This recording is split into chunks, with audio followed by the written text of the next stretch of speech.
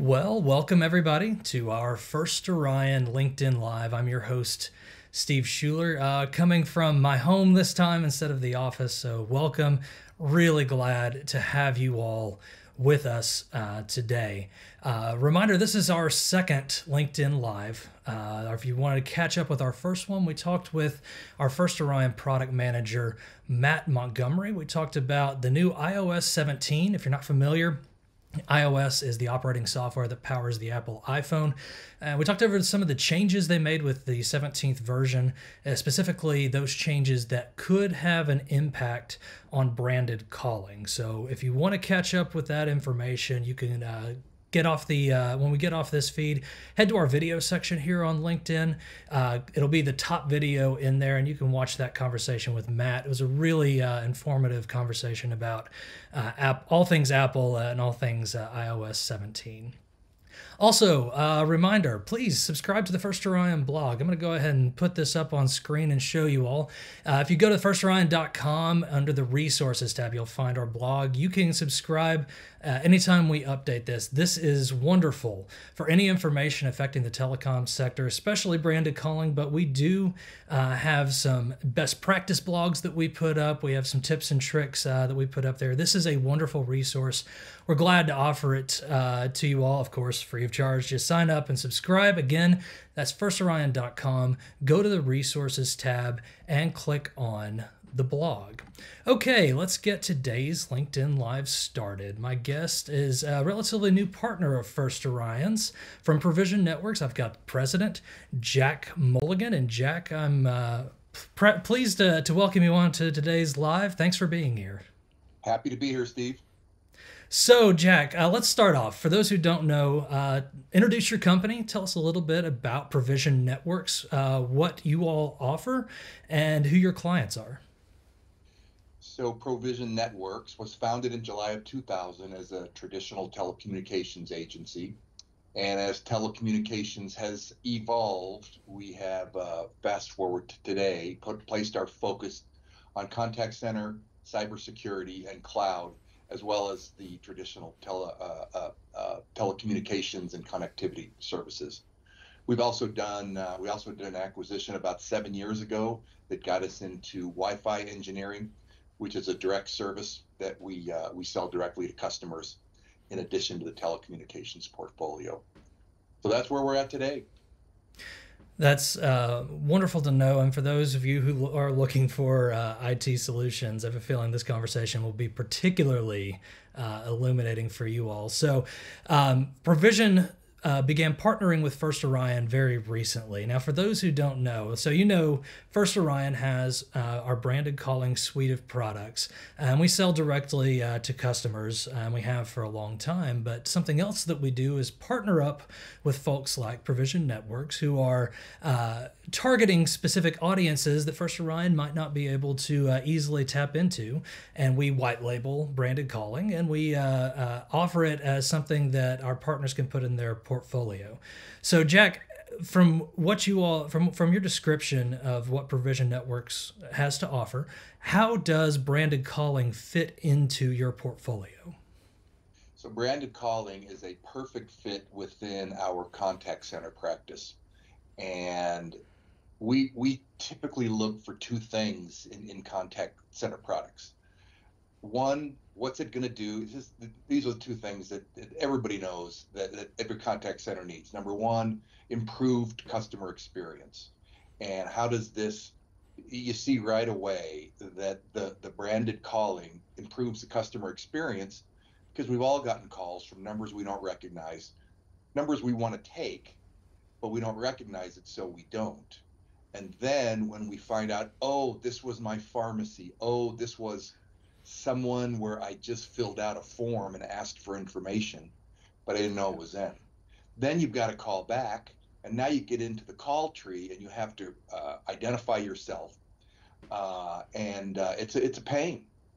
So what this does, obviously, is it makes it a seamless experience where the person that the end user wants to speak with is actually on the phone on the first effort. Now, the second thing that isn't talked about as much, but is the agent experience.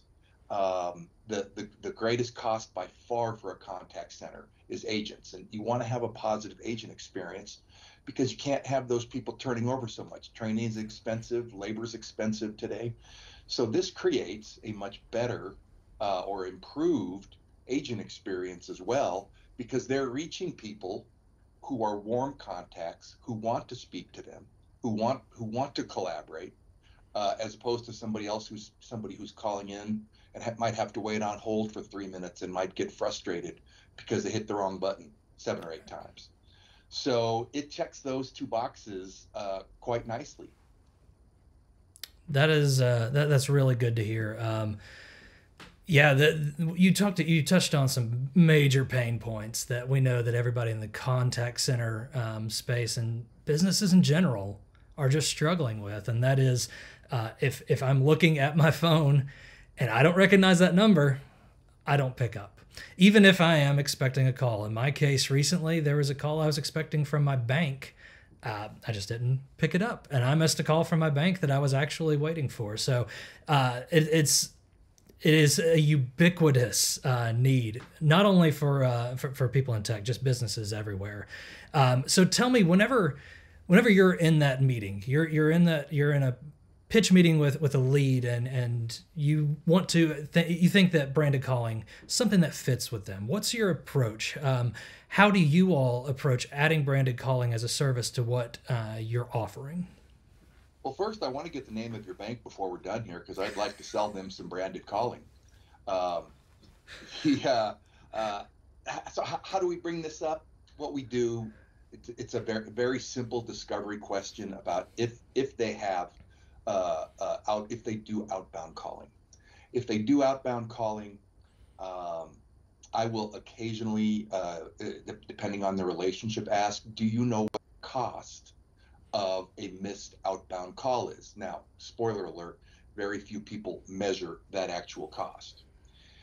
And then, but now I pique their interest generally in some way, and that's when we can talk about the better utilization of agents and the better customer experience. And then naturally, the question that always comes up is, well, how much does this cost? And it's a sliding scale based on volume. So I'm sure we don't necessarily want to get into that today, but I will tell you that the cost is, so far we have had zero pushback on the cost, that it's pennies per call, and that you actually don't know the number yet of the percentage that you need to improve to really make this thing work, but it's not even 50%. It's a fairly low number. So the economics are compelling. Once we get into that, the next biggest question we run into on any type of service that we're trying to sell is, tell me about the setup. How disruptive is this? I don't have enough people. I can't take my system down for minutes, hours, or days while we put this in place. As you noted early in the call, we are a fairly new partner. We do have what I consider a pretty solid pipeline for a new service, but we have closed 2 deals recently, and both customers have been impressed with the ease of the setup and how it is entirely non-disruptive. That is fantastic news, and that kind of bleeds into what another question I wanted to ask you. You all have sold a couple of branded calling deals as part of some of the packages you've offered. What's been customer feedback once they've implemented and they're into the process? What's been the response from your clients? Well, so initial responses are, how have I not heard of this? And this seems, well, it's the classic, this seems too good to be true, so it must be too good to be true.